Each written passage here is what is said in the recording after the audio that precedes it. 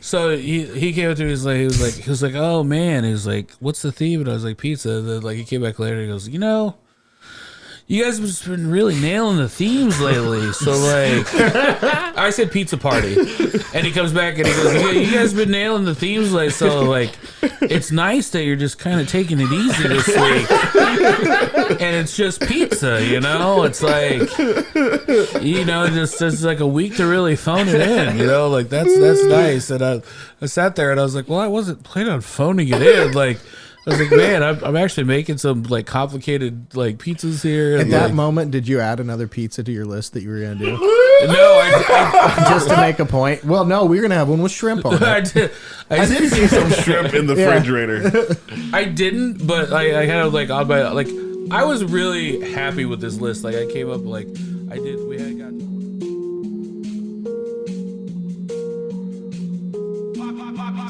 Down. Ooh. I'm eating brunch with my people though. The homie Dyke just cooked up a feast and we bout to eat it, bro. Fucked around and has to mix the lobster with the poutine. Daddy is rolling blue dream. Them boys got down a routine. It's Naptown culture. Cooking 7 courses. Had to pass the torch and now I'm grabbing second portion. So sit back, relax, grab a drink and a smoke. It's Harder Brunch on the way and get prepared for the jokes. Whoa. Hi, and welcome to the Harder Brunch Podcast. I'm your host, Dyke Michaels, and with me, as always, my co-host, the Haitian pastry boy himself, Thaddeus J. McKee. Slimy, baby, wet. On the ones and twos, the wheels steel, the sauce boss of Indianapolis, and the last spoke dragon. Give it up for Zach Rohn, everybody. Hey, yo. Hey. And a very special returning champion with us in studio, beverage director and comedian, Jake Johnson, everybody. Hey. Welcome. Long-time Patreon member, first-time feature guest. No. Yes. Well, you're almost a 5-timer, sir. Yeah, I mean, on the fringes. I think the one time was the McNiven's one, but that turned into Leal's episode. So, yeah. And then We'll really turn into Chris King's episode. Well, yeah, let's be honest. Yeah, it's always Chris King's show. But anyway, very happy to be here. That theme song is lit. Sirius Black, man. Yeah, dude. Sirius That's Black. awesome. They gave us a real intro. Oh my god. Yeah. It's like that. I would if that was a longer version of that, I would bump that in my car. Yeah. I would listen to that. Holy shit. And he's talking about y'all. That's rad. It's weird. It's I'm nodding my head. I'm like, wait, he's talking about me. Oh my god. Hell yeah. Can't get that into it then. I'm like, well. It seems vain the more you get into it. Well, it does. It does kind of remind me of the Aziz story about going to Kanye's house and he's the first one there and Kanye just is blasting his own music. Yeah. And it sounds about right. That sounds about right. Sounds about right. For sure. Well, welcome to the program.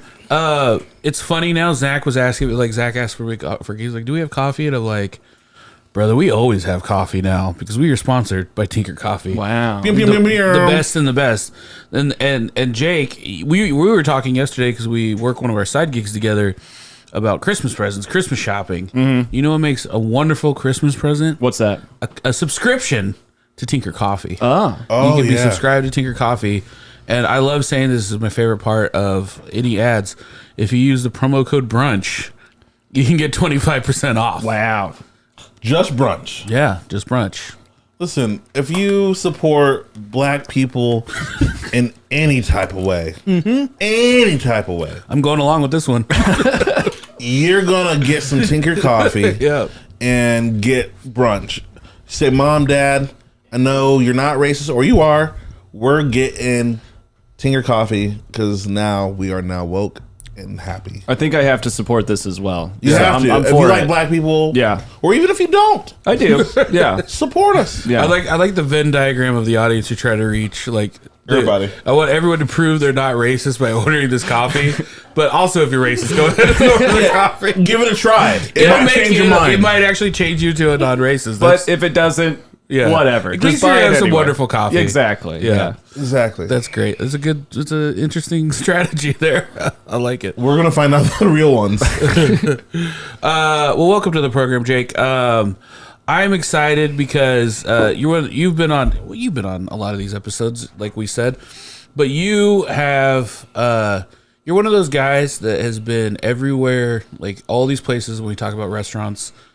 the places to be, the cool places to be downtown. Yeah. You've and I don't want to say you jump around like you can't hold down a job, but like you're at these places for a long time. Like you work at a place, you grow with the company. You really attach on. Like we used to work together at Hotel Tango. Mm-hmm. You did a very long stint at Garden Table. And now you are the cocktail beverage director at Bodie on Mass Ave. Yeah, I've gotten very lucky, I feel like, with everything. I didn't think that bartending was going to be the full-time thing when I moved here. I thought it was find a job using my degree, just buckle down, get a 9-to-5 or whatever. But I've got a background in serving. Why the hell wouldn't I do that on the weekends or whatever? It was a way to make friends, build my social circle, but I didn't realize that it would turn into a career like it has. But even then, still, I've only gotten luckier and luckier, I think, with every spot that I've been a part of. Did you do any kind of like craft cocktails before you moved to Indianapolis? No. That was all since moving down here? No, I bartended at a Chili's in my hometown, and even then I was the Tuesday bartender serving the same two dudes 32-ounce Bud Lights. You know what I mean? That was the extent, other than making the mudslides. Not even. No, I mean I would prep the sour mix for the frozen margarita machine, and that is probably the only cocktail experience that I had. I used to make my parents' friends drinks back in the day, but even then, I think they just wanted some kid looking ridiculous. You were a child on Mad Men? Yeah, sure. I was a draper, if you will. Go make me a Rob Roy, boy. I mean, I remember when you came over to Walnut Street, back at the first house, and you were our cocktail beverage director, or CBD as we like to call it. Yeah. You were our CBD. Yeah. And you even had like a podcast. Yeah. About making drinks. So I'm not surprised that you're in this position. Yeah, again, I didn't really think it would be as lucrative of a field as it is, really. And even starting out at Hotel Tango, I hadn't stirred anything. I might have made a couple of things at McNiven's, but even still, the whole craft side of it. Yeah. To even still call myself a craft cocktail bartender, it all still seems very fresh, even with all the places that I've been. I don't know. It just doesn't seem like this is my identity or whatever have you. Yeah. Well, it's funny because we both kind of had very similar in some ways routes of I had been in the business for a long time, but yeah, I'd never really been I didn't fine dining service. It was very slow. And you might have 4 tables on a shift or something like that. Yeah. And then I had served in a bar where it was just here's your fries or whatever. But when I went to McNiven's, I was, as the record has shown many times, a terrible server when I first started working there. Just because I wasn't used to high volume, just turn and burn tables, and having larger sections and flipping it and stuff like that. So it was just half of that was just learning how to do that, and then also I was drinking Miller High Life before I worked at McNiven. So learning about craft beer, 10 years ago, and then also learning about Scotch, Yeah. That was a huge thing. And I remember I feel like Ball and Biscuit was the first craft cocktail bar in the city, and I was right next door. And so they were already kind of doing something on a different level that took me a while until going into Hotel Tango to get into. Yeah, the neighborhood has proven to stay knowledgeable, stay with experienced people, and only pumps out more and more experienced people. And I can't believe that I'm making a living doing this, really. And I can't believe that people like what I put out there, even. It sometimes just feels like, throw this stuff together, hey, what do you think? Mm-hmm. And it just sort of turns out well. I don't know. Again, I think I'm lucky to be around very knowledgeable people, and everywhere that I've worked, I've learned something different. Yeah. So. Well, and it's cooking with booze, Do you let savory cooking at home? Not as much. Mostly when my girlfriend Rebecca and I are together, we do cook. But when I'm home, it's just whatever I can throw in the oven and whatever I can maybe throw red pepper or salt on, and it doesn't really get much more crazier than that. When I'm by myself, I don't really feel like making a whole bunch of anything, sure, because there's a good chance that it's going to sit in the fridge until I'm just ready to pitch it. That's the way you should do it. But I have this problem. I can't cook for under 10 people, 4 to 10. Everything I make is huge. ridiculous portions for some reason. They're big. My parents weren't even like big cooking people either. Like I didn't really have anybody around me that was like showing me how to do it well. You know, it was mostly just for sustenance, I guess. So they're not big cooking people. Did their cooking suck, or did they just not cook at all? Looking back, I think their cooking was Bad. just enough. You know, like it was No one it wants was to hear definitely that food. Yeah, About food. yeah. If we compliment it, that was just enough. It was just enough. It was just enough today. I don't know. I do have a question for both of you guys, real quick. What was the first craft cocktail that got you into craft cocktails? Oh, I don't know. I mean, at McNiven's, I mean, I guess we had a couple of things that were on our cocktail It was menu. like a specialty cocktail menu. I remember having the New York Sour. That was pretty good. I think we did either a paper plane or a sidecar. And then I remember having a sidecar using the stuff that we had at Tango, which was not really a sidecar, but I think those ones stick out in my head. Very citrus forward, sweet, boozy. Yeah, but even then, like I don't have any memory of visiting a craft cocktail place like in my 20s, Right. you know, either back in Muncie. It didn't exist. Yeah, I don't know. Yeah, I mean, I think what I consider like craft cocktail is like, it's always like a take on a classic cocktail, right? Like that's what makes it, you know. It's Like a just Manhattan. yeah, but you got to put something weird in it. Basically, Yeah. that's all a craft cocktail is just like a different take on basically what are considered classic cocktails. But I think the one for me was probably like the Gin Bravo or something. yeah, that's the one that sticks out. Like where its reputation preceded it. Where it's Yeah. like, oh, you got to try it. And then it's like, oh, that is pretty good. I don't even know what the hell that is or how to make that, but that's like- pretty goddamn good. Like gin, blackberries, mint, and like a green tea It simple was syrup. basil. Wow. Or basil, lemon. Basil. Yeah. I want that for my birthday. And lemon, yeah. It was Yeah. really, I mean, we don't have to wait till your birthday to make that. We can make it right now, probably. We Yeah. could. But yeah, like those kind of things, and then you go like, oh man, like this is crazy. But like it's crazy in how I would say the past 12 years that's just taken off in Indianapolis too, where it's just like, you know, 15 years ago that wasn't really a job. Yeah. Like a craft cocktail bar. So you're at Bodhi, which is Thai food, Thai fusion, right? Yeah, well, I think it's authentic Thai. Authentic Thai. You can call it authentic Thai. It's owned by 3 generations of Thai women. Okay. The granddaughter's the owner, and mom is the kitchen manager. I think grandma had more of a hand in it in the beginning, but in the over a year and a half it's been there.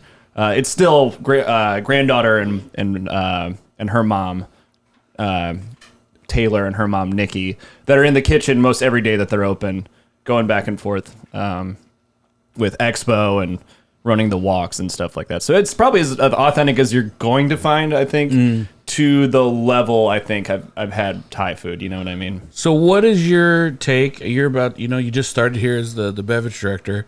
Like, what is your take coming into an authentic Thai restaurant to complement these dishes that are coming out? I mean, just looking at the menu, looking at the food menu, thinking about the type of things that are going to be on the plate and how they can be incorporated into cocktails. And luckily, I try to, I mean, if I have a brand of cocktail that I go for or that I try to make or something that I would drink, I like spicy drinks. I would make spicy drinks at Tango.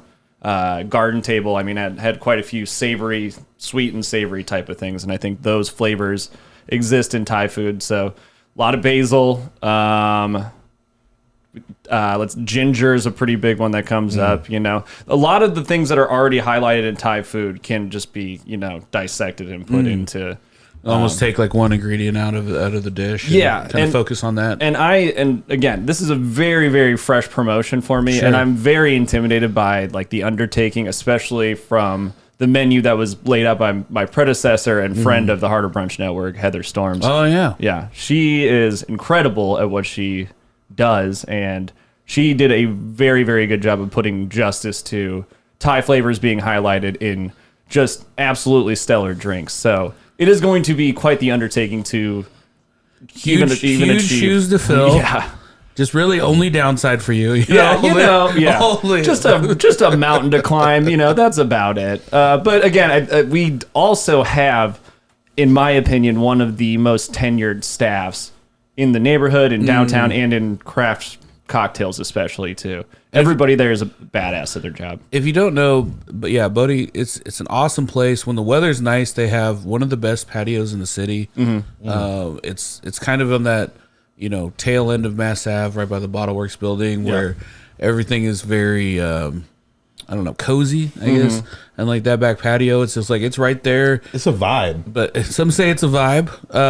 But it feels like hidden, like a little hidden oasis back there, Craft cocktails are in. I think Thai food is definitely in. Pergolas are in. I don't know if you picked up on that. Pergolas are very much in these days. So definitely one of the best pergolas in downtown Indianapolis, easily on Mass Ave. But and it's right there on the cultural trail, right? Yeah, it is. Yeah, I'm actually surprised that a lot of people still haven't heard about it, but the building and the patio itself is kind of like its own little secret garden type of thing or whatever. We just had Tom Batista on the show, who owns the building, last week. Oh, really? Mm-hmm. Oh. I wonder where, because every time I've gone there, it's been pretty packed, and there's a wait or something like that, and in a good way. And you want that for a restaurant, but I'm thinking when do you decide to move forward and get a bigger building or hey, you just started there, space. So but you're thinking about the big problems, and I appreciate big plans. I mean, the plan is eventually to try to make the patio a year-round thing. If you go past places like Brewburger, they have the shields and the heat stuff up. But again, if you can even see from the pictures that they have on the screen right here, it's very, very small, and it does have a feel to it, especially when everything sort of is in bloom and the vines and stuff like that. And you don't really want to mess with that sort of aesthetic or whatever. So if she does go forward with trying to make it a year-round patio thing, I think it'll be a huge undertaking, and it needs to be done well without taking away from what already made it such a popular place. I think the real issue is just when Thad gets there, he just wants to be seated immediately. That's fair. Is there maybe a Harder Brunch card that he could play and just be like, "Do you know who I am?" Maybe. Oh my god. That's one thing. Stomp your foot a couple of times. Do you know who I am? If you accuse anybody of being racist, I think you'll be fine. Yeah. Guys, listen. I don't need a Harder Brunch card or anything like that. You just need to know who I am. I'm kidding. Maybe just wear the branded swag when you go in there. Just a whole bunch of Harder Brunch. Or a shirt that says "I'm the guy." Yes, I am him. I am him. We run into. I do have to bring this up. We run into this problem fairly often. Influencers like that? No, no, they're not a problem.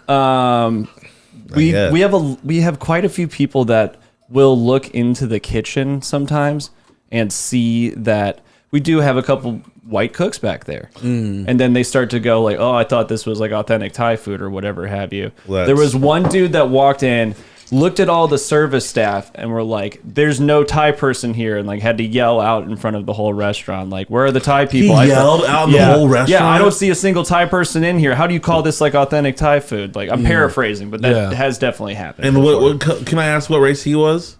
He was a white man. Yeah. Oh. Yeah. So I like when I go to a restaurant. That's what I like to do. I like to do a race check first. That's how hip this place is. I just go to the kitchen and I yell "race check," and then pull out your color swatches. Yeah, I look at everybody's country of origin.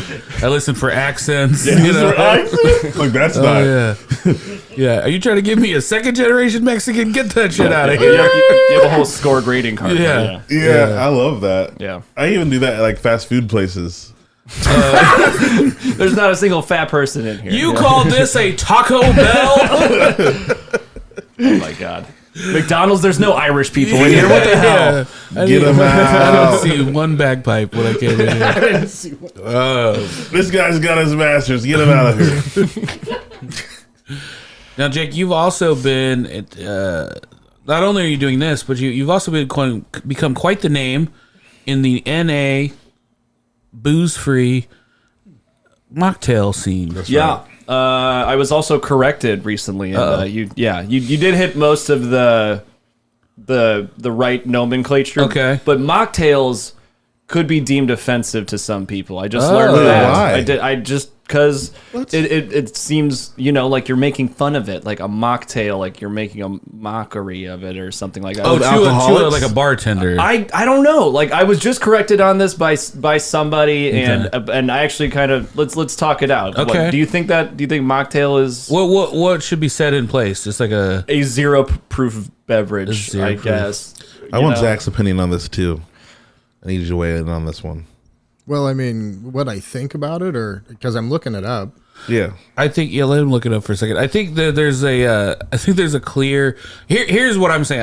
I think there needs to be a clear definition between if you're serving something that's, whether you want to call it zero proof or you want to call it NA, you don't want to get the two confused, right? So Right. I feel like calling something a mocktail was a clear discernment. So, hey, you're getting something without alcohol in it. Also, I'm not giving you something that might accidentally have alcohol in it, Yeah. I mean, it feels like a stretch to say that mock is referring to the people receiving it and not like Yeah. the absence of alcohol. It's a faux, it's Right. If we called it a faux drink, yeah. they'd be like, well, are you calling the people fake? Yeah. Like, I don't know. It's a fugazi beverage. Yeah. I don't think it's that deep, but I was corrected on it. So Sure. somebody has this opinion.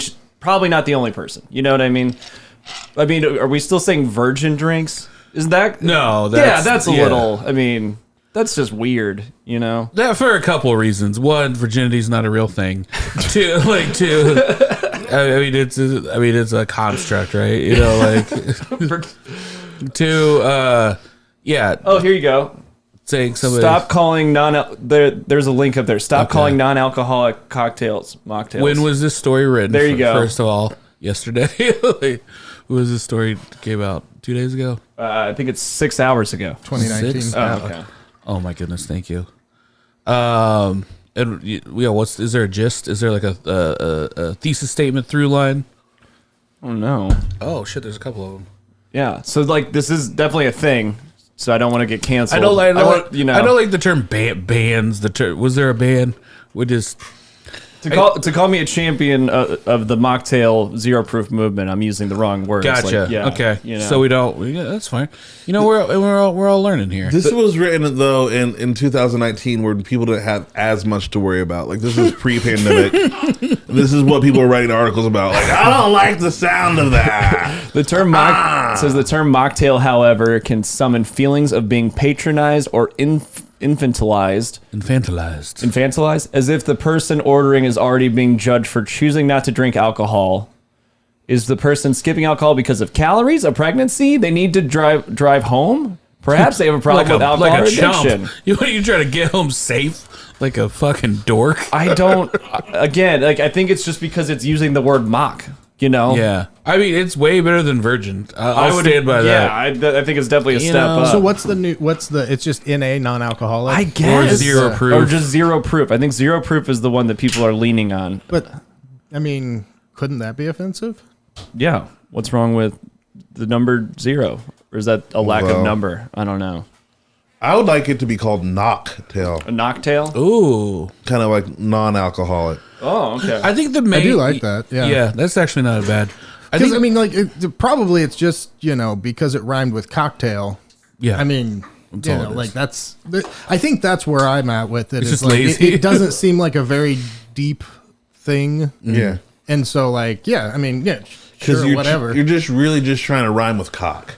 And that's that's where we're at. I think also it might be a thing too. Would probably to me sounds more likely than just is just they want to rebrand it in such a way that they can serve you a $13 drink that doesn't have any alcohol in it. There you go. Exactly. Yeah. And So you're saying it's capitalism. yeah. That makes sense. Yeah, they're I want to make this fancy drink. I want you to know all of the steps that went through it, and just because it doesn't have alcohol in it doesn't mean I'm not going to charge you $13. And if we call it mocktail, I don't want you to think this is a baby juice drink. It's going to cost $13. Mm-hmm. I have been making them. I have been partaking in a competition that just wrapped up this past week, and it's been really interesting to be on the crest of the wave of it hitting Indianapolis, because it is a much bigger scene in bigger cities, Chicago, New York, LA. Like it's only a matter of time before this takes over. And I think I just heard that a all zero proof bar is opening soon somewhere around here. Yeah. So again, I feel very lucky to be at this trendy at this part of this trend, not to call it a trend or whatever, this movement or whatever have you. I didn't think it was going to come to this. Like I never thought that I would be competing, making these type of things or whatever, or that these kind of options would be so in such high demand, but every week I feel like I get more and more people that are either ordering it like on tickets or at my bar asking, well, what kind of mocktail can you make or whatever. And people are also more knowledgeable about what they like too, which I appreciate with the mocktail stuff, because I think they've been to other places that have it and then they know what kind of flavors to work with. And I think a more knowledgeable patron is huge. Like it just makes your job easier. And I don't know, it seems, I don't know, it just seems like there's more of a level playing field between patron and Well, and I was making a joke earlier about the capitalism thing, but there is a thing too where it's just like your NA options used to just be like, all right, well here's the pineapple juice, and now these cocktails there are layers to them. They are complex, like zero proof cocktails or whatever, where it's not just you're not just getting like, all right, well here's 3 juices and some sugar water, like you're getting stuff that's actually ingredients that are like thought out, things that have taken a preparation or really, or something that really does mimic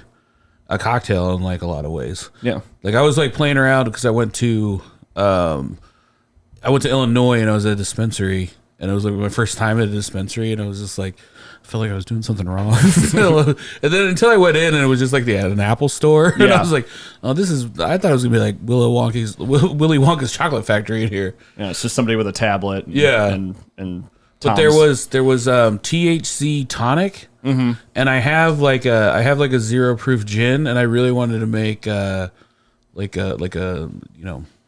know, not gin and gin and chronic. Yeah, gin and chronic. Gin and chronic. Yeah. That's a great name. I was trying to think. I was like, not gin and chronic. Yeah. No, it's gin and chronic. Yeah, it's gin and chronic for sure. The CBD I think is going to be a big one around here. At least in Indianapolis. There's already a couple companies. D8. Probably. I mean, again, like have you noticed you can get D8 pre-rolls like at the gas station now? Like you just go in and like that's a problem right there. Yeah, I know that there's going to be more and more of that. I mean, for me, not for like the society. No, it's not a problem. It's just another option for people, And if that saves people from, relapsing or making stupid decisions or putting themselves in a dangerous, position, no matter where they are, like I don't know, I would definitely rather serve somebody 3 CBD drinks than for sure. Well, that's what I love what they're doing for the weed, like the CBD and like the D8s. I love what they're doing with the alcohol, but my problem is with the crack. Why aren't they doing the same thing with crack? Why aren't they? I don't know. It like a non-crack crack. An uncracked crack. Okay, yeah, like a crack, a mock crack. A mock crack. We wouldn't call it that. That's disrespectful. Yeah. It's a mock. I don't know. It's Mac. But there needs to be something to wean people off, and that's all I have to say about that. Crack does make a good rim on a margarita. I will say that. Yeah, but I'm totally kidding. Crack, CRAQUE. Oh, there you go. That's the rebrand. Yeah. Welcome to crack. Yeah. What were you saying? Like, you said something about what was it, Louisiana? Oh, Louisiana crank, and that's what I would call it. Louisiana crank, which is just like it's just crack, but like it doesn't make you twitchy. It doesn't actually make you feel anything. So what does it do? Is it just kind of like it's like a laxative what or does something? What does a mocktail do? Well, I mean, you get some nutrients. I think there you go. I think it photographs well. Yeah, there might be some. Yeah, photographs well. Exactly. You can take a picture of it and throw it in the trash. Yeah, don't get me wrong. It's gonna look like real crack. Like I'm not like one of those guys. Yeah, but you can do that on social media because it's not real crack. Exactly. You can actually show off to your friends how you're using this product. Oh, this crack was just for the gram. I'm sorry. Yeah. Right. You don't want to feel excluded from your buddies. So Just faux designer crack. Yeah. Kind of like glasses that aren't real. faux crack. When I mean, I know you had this when you worked at Garden Table, and to a smaller degree at Tango, but I remember like people coming in. These girls, it was always the girls with the wide brimmed hats. You could always tell how much of a problem a girl's going to be by how wide the brim on their hat is. yeah, the more they resemble Stevie Nicks. Yeah, yeah. And they would like come in, order 2 drinks, and just go in the back and just do a whole photo shoot with these 2 drinks. And then I shit you not, just act like they're having the best time, and then get done, and they just walk out and they just leave those 2 drinks. They don't finish just the not drink? even touched. Yep. Not even touched. That I feel like is more and more of a thing, and I think that is also my problem and pitfall of working in the trendy places. The trend is now what's photogenic. Yeah. Not necessarily what tastes good or, what the best ingredients Do you have to think about that when you're assembling a menu? Absolutely. Like what photographs well for Instagram? Absolutely. I mean, it is something that it is part of menu writing. It is what garnish are we going to do? What is something that Colors. somebody's, 2 layers of colors, you don't want all of the same thing in the glass. Like if you've got a strawberry drink and then strawberries or red stuff on top, it's like, that's a little too much. You want contrast. Okay. That is something to it. Gold leaf is everywhere. People are using bubble machines and dry ice and whatever have you. Dry ice? Yeah. People gravitate towards, things that they see on social media more than quality. Thinking about that, like what if you had one drink, just one like rotating drink on the menu, and that was like the drink is called like the cause du jour. And so it's like one week you put like a Ukrainian flag in it, the next week you put it like just whatever the thing of the week is. We could go against anti-Semitism or something like that. Okay, yeah. Go against it? No, I mean, go for pro-Semitism. Go for anti-Semitism. No, pro-Semitism. I am pro-anti-Semitism. No, that is not. You're twisting my words around. No. All right, Kanye, we're gonna take a quick break and we'll be right back. Damn it. Gen Z can't stop raving about the Harder Brunch Patreon. Patreon.com/Harder Brunch slaps. No cap, the Harder Brunch Podcast is bussin' on God. Move over, Boomer. Gen Z's here to talk to you about the Harder Brunch Patreon. Harder Brunch Podcast on Patreon, $3 a month, low-key a steal. The Harder Brunch Podcast deadass has me bricked up every day. Listen to these all totally real testimonials. No, I'm getting paid to do this, don't worry. Yeah. No, you think I do this for free? No. The Harder Brunch Podcast deadass slaps. Sound younger! The Harder Brunch Podcast deadass slaps. Just go to patreon.com/Harder Brunch. The Patreon After Brunch podcast hits different. That shit makes you feel shit.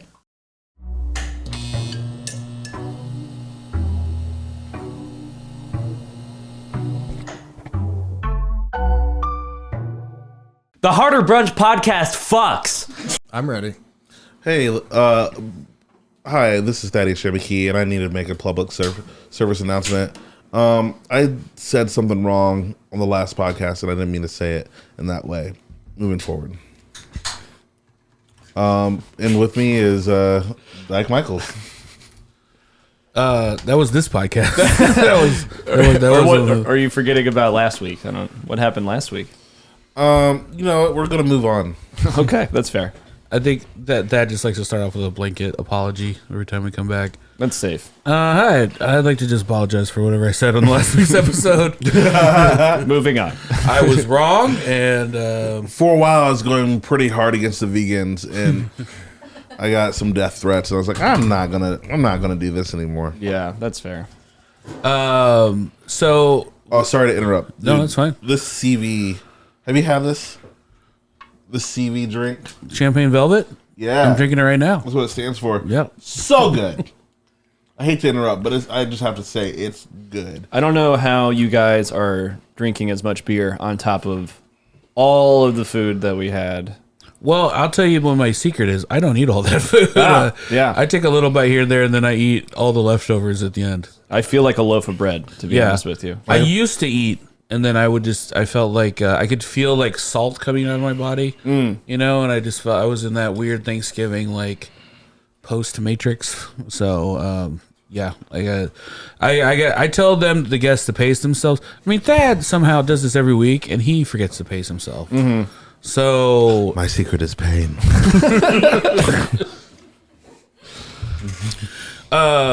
So the theme this week was pizza party because I just wanted an excuse to use the outdoor pizza oven again. Yeah, and it was a good day for it. Yeah, it was great. I love the fact that we could fire that thing up when it's nice and cold outside, and it just works. Hell yeah. You went crazy with this one, man. Oh my god. Well, I gotta say before I take any credit for anything, Zach made all of the dough because he made a terrific dough. Last week it worked perfectly in the pizza oven, so I was like, let's not mess with the original recipe. And so I said, can you just make 6 pies worth of dough for me? For some reason, when you dropped that off, I thought they were each layered with saran wrap, and I was like, oh, that's nice. Then I was like, no, it's just one big ball. One big old ball of dough. But yeah, everything came out great. The first one was fig, brie, arugula. That's it. Oh my gosh. Flatbread. Yeah. That one was awesome. I really like that one. Yeah, I don't know what the difference between a flatbread. Does flatbread just not have sauce on it? I've seen I'm not sure what the letter of the law is on a flatbread. That seems about right. I feel like flatbread is just a type of bread, and I feel like the advent of treating flatbread like pizza is just a marketing thing on menus. Okay. When you want to have an appetizer with non-traditional pizza ingredients, but it's basically a pizza. Yeah, it's a pizza appetizer. And then wings 2 ways. I did a Asian style marinade. You said non-denominational. Non-denominational Asian. And then because I remember I would work in different places and be like, so Korean chicken, and I'm like, I didn't check. I didn't yell back in the kitchen. I didn't see no Koreans up there when I was making it. It did feel free spirited. It was really good. Mm-hmm. And then I guess American style wings with just the buffalo and the blue cheese. With the blue cheese crumbles on top. Yeah. The blue cheese crumbles. Man, people ate that up real quick. Mm-hmm. They're fun, man. They're fun. That's one of my favorite things to do is I think one of Zach's maybe first episode we did how obnoxious can you make a Bloody Mary? And we were just putting skewers of wings on it and just pork belly and all this stuff. And it was just it was just a skewer of wings with blue cheese and stuff. They were tipping over the actual Bloody Marys. It would just spill on everybody. Yeah, it was a bad concept. It was obnoxious. It was fun. But here's the thing. I feel like people don't get your wings enough. Remember when you made that lemon pepper wing? Well, here's the thing. Now that I have my little fry station out there. It's because I hate trying to fry to order without an actual fry, a home. You know what I'm saying? There's so much hit or miss. You don't have a good thermometer. It's you need a heavy duty thermometer. You need something that could actually hold the temperature right way. And when you're cooking chicken, you want to make sure you're doing that correctly. So it's there was a couple times we would try to do chicken in a pot, and it was it would always be too hot. And you would make one batch of chicken, and then you would just burn out all the oil and stuff. So having a little mini fryer, anyway, I know this is boring, but having a mini fryer is it's so nice just to have one, and then just be oh yeah, I can do wings, I can do whatever. Set it up outside. It's the cutest little fryer I've ever seen. If you're at home for this Christmas, get a Harder Brunch mini fryer. We are making them this season. Do you realize if I could sell a little home fryer, a George Foreman, but it was just Dyke Michaels, my face, on a little home fryer? Yeah, that's it. Oh, I would just be a shill. That's all I would do. Speak it out. I would just to manifest it out. I would just make it. And then so one of the funny things about this day for me was Zach, you'll appreciate this. Thad comes up to me before, and when Thad really makes a good dig at you, it's in the form of a compliment. It sounds like he's saying something really nice, but it's a really big criticism. Yeah, when somebody shakes their head no when they're saying yes. Yeah. Mm-hmm. So he came up to me. He was like, oh man. He was like, what's the theme? And I was like, pizza. Then he came back later. And he goes, you you guys have just been really nailing the themes lately. So like, I said pizza party, and he comes back and he goes, yeah, you guys have been nailing the themes lately. So like, it's nice that you're just kind of taking it easy this week, and it's just pizza. You know, it's like, you know, just like a week to really phone it in. You know, like that's nice. And I sat there and I was like, well, I wasn't planning on phoning it in. Like, I was like, man, I'm actually making some like complicated like pizzas here. At and, that like, moment, did you add another pizza to your list that you were gonna do? no, I Just to make a point. Well, no, we're gonna have one with shrimp on it. I did see some shrimp in the refrigerator. I didn't, but I had like on my like. I was really happy with this list. Like I came up like we hadn't got to it yet, but I made three specialty pies, and one of them was French onion soup pizza. Very good. So I was just so the first time we fired up the pizza oven, it was very basic. It was just like I just want to test this oven out. So I think it was like pepperoni pizza and like whatever. But everything else that's gonna be cooked in this is like we're gonna use it for sexy stuff. You know, like we're gonna make this fun. Sexy pizza. Mm-hmm. So I did a French onion soup pizza. Oh, someone's created it already? Son of a bitch. At least 3 different people. Oh man. Real original. Well, it has 5 stars. They didn't do it Detroit shaped though. Yeah, they didn't make it as rustic. Yeah. And there's 3 votes. I feel like Christopher Columbus knows. You feel like Christopher Columbus? Yeah. I'll second that. Yeah. He didn't really discover How do you anything. sleep? How do you sleep at night? These people are the Amerigo Vespucci's. Yeah. But yeah, no, I actually was looking at a recipe online. It was for a French onion soup bread pudding. What? I saw a French onion soup bread pudding, and I was just like, "Wow, that looks wild." I was like, and I was gonna add it to a list of things to like maybe try one day. And then I was like, "What if I did a pizza? Oh my god, French onion soup pizza!" And then the margarita pizza. I was gonna do I wanted to do like a weird take on a breakfast pizza with like hollandaise as the sauce, and like breakfast. I'm here for it. Yeah. I know a lot of people won't go for it. Yeah, that is true. That is true. I mean, 'cause, like after 5 minutes, that's probably you got to eat it fast. I feel like I don't know. You got it. Yeah. Well, just a straight up egg pizza. You maybe have it as a dipping, like Okay. the way you might have like you like keep it like on a ramekin you can and keep cheese, like on a candle warmer or something like that. As long as it doesn't coagulate or whatever. Yeah. Oh yeah. I guess I don't know how it would. You really have to test kitchen that out a little bit. Anyway, so it was just a kind of a classic margarita pizza. I did put on that margarita. I did put Gomez bacon salt. Oh, I don't know if you ever had bacon salt before, but put on that for a little umami flavor. And then Bridget Haran, peace be upon her. She did she's alive. she did, Very much so. she did a wonderful dessert fruit pizza. So good. And man, she was just telling me I make sure I say this right. Bridget asked me to say stuff sometimes, and if it's not written down, I always butcher it. So Bridget is actually doing something for the weekly baking challenge for St. Jude's Children's Research Hospital, and her contribution will help continue the St. Jude mission, finding cures, saving children. This means during the month of December, she'll be baking something new each week and posting about it. And to sweeten the deal, she will be giving the weekly bakes away in a raffle made up of those who have donated. Thank you so much for your advance support in advance. So check out Bakes by Bridge. I guess that's her sweet treat for this week. Is the one that she did for the podcast. Real good. And that's really cool. That's really Helping cool. out She's the helping children. out the children, raising money. Zach, when was the last time you did something charitable? For children.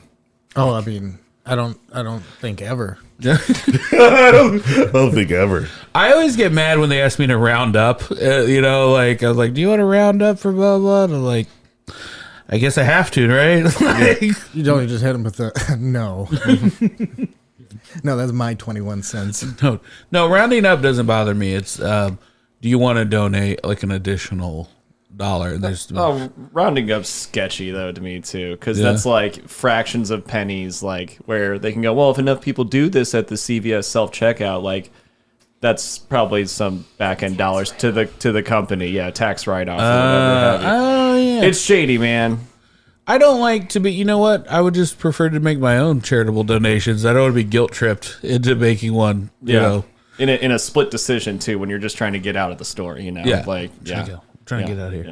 Yeah. And then I did make a surprise pizza that no one ate because everybody was so full. Like by the time we in my head, I was thinking, I was like, okay, like if I'm at a party, I'm like, okay, I have a bite of flatbread. That's good. It gets me going. And then the wings, I was like, no one's gonna go crazy on wings. You're gonna eat. I did though. You went crazy on The wings? wings a little were too bit. good. A little bit. Like I thought it was like 6 courses but it was what, like 9. I guess. Wings were 5 of those courses. Well, I mean, I had 2 of the fig pieces and then 2 of the 2 of the non-denominational wings and 3 buffalo wings. Oh yeah. So and then I thought I was like, we were more than halfway You're done. done. Yeah. But no. There was more that came out. Oh my god, I'm so. And then the margarita pizza came out, and you're thinking, surely that's. The I knew last that one. there was gonna be. Oh my god, yeah. I just. margarita. That was. Your- And there was still the French onion soup Yeah, one. yeah. Your face Did you gets finish with the French onion soup? I didn't mean to. Well, we finished with Bridget's, which was very good. So Yeah. after the French onion soup barely got touched, then I was like, oh, they're really slowing down, and I didn't. They're gonna hate the 7th pizza. Yeah, yeah. And what I didn't want to do was force feed everyone that was obviously already full, and then put Bridget in the shitty position of being like, and now here's Bridget's thing that nobody wants. You know? Oh wow, That's very gracious of you. That is. That's. I think everything would have been fine. We would have needed 7 more people though to comfortably eat that. or you know? an interlude. You know, like yeah. sometimes an interlude and Like a you dance break. Yeah. you get hungry later and you go back, which we've never really instituted, but that could be a thing, especially if the guest is doing both. Be like, hey, we made this, but this will be like a snack for later, like an in between snack. I don't know.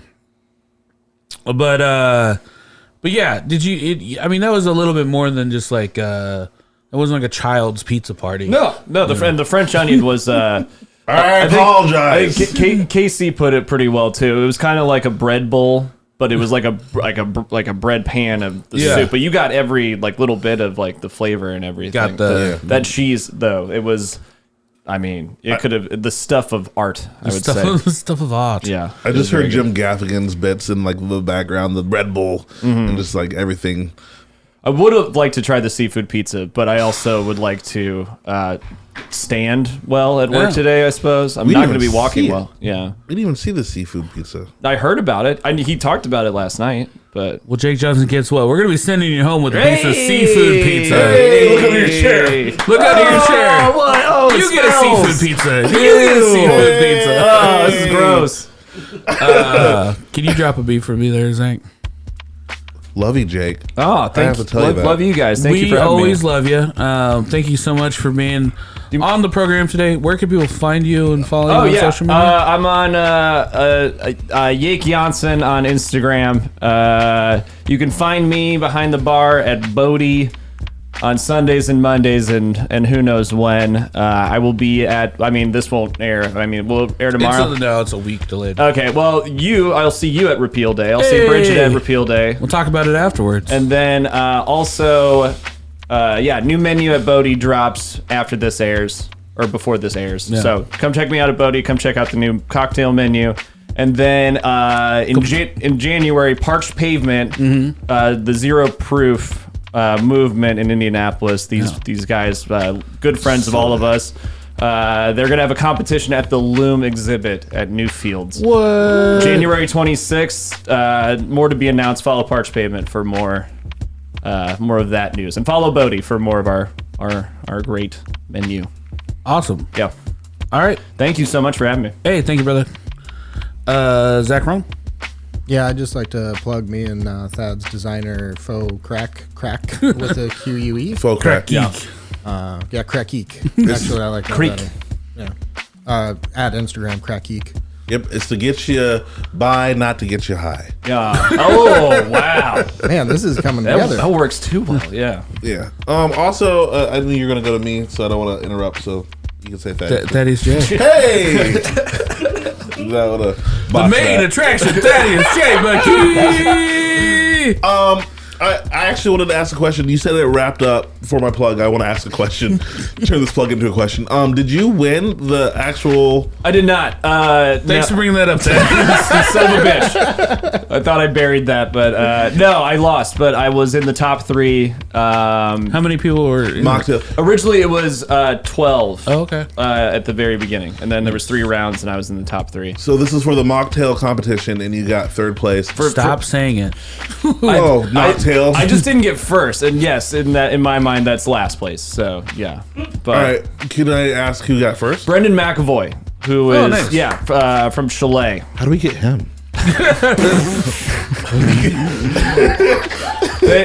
right. It would have been a way better episode. Who canceled this week? Pizza party. Hey, can you do this on a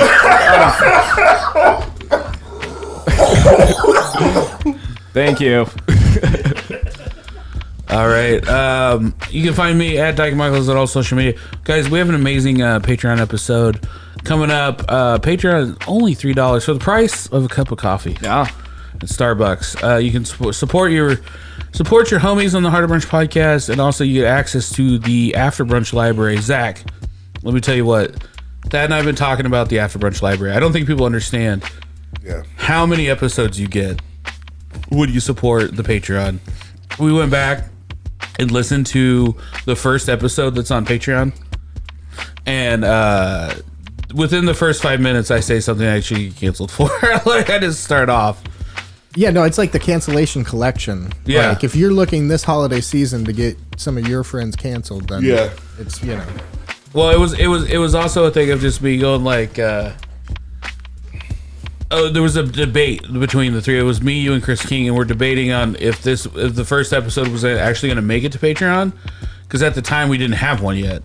Oh, so it was just, we were just recording it. We were kind of arguing. Like, Chris was like, "Is this even really a Patreon episode?" And my thing was like, "Well, yeah, if you're listening to this, it's a Patreon episode. The only way you can actually hear it."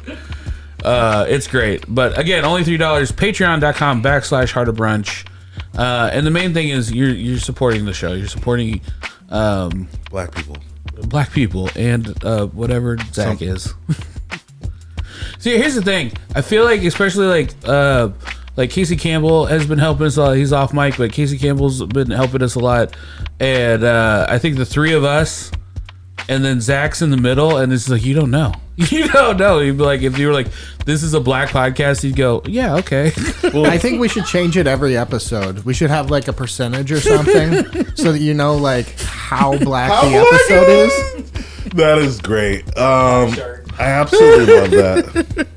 And you haven't taken a 23andMe yet, so we don't know your percentage. I think that should be the next thing we do on the show. Oh, we all test our races. Yeah, test that race. Test that race. See what kitchen we belong in. All right, we'll see you next time. Thank you. Bye bye.